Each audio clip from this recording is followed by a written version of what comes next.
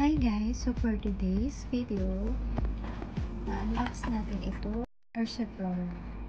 Itong Ursiflora ay isang gut defense or mas madaling salita ay itong probiotic na oral suspension.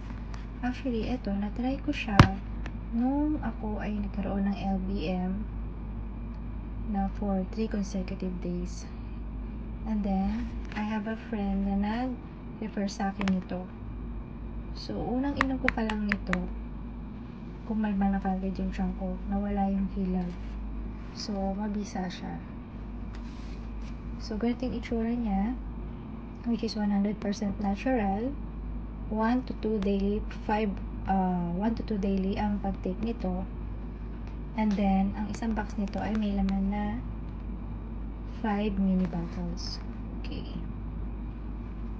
So, pwede siya sa all ages, above 6 months old. So, pwede sa bata. So, hindi ko pa kasi nabuksan. Kasi 2 box yung binili ko. Kasi akala ko,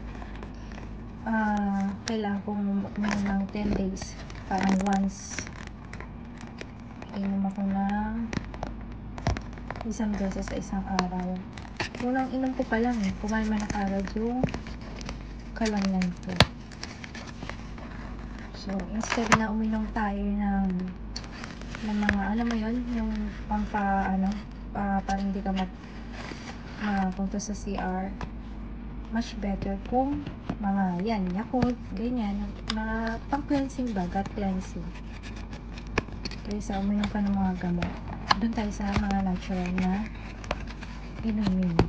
So, ganito yung tsura niya. Nakalagay siya sa ref. Kaya malamig siya. So, isang ganito pa lang naiinom ko nung araw na yun. Nawala. So, kaya pag may makilala ako, kahit nga food poison na friend ko ini-refer ko sa kanya ito. Kasi, gut cleansing siya. Which is really, really good. Mabibili mo siya without prescription.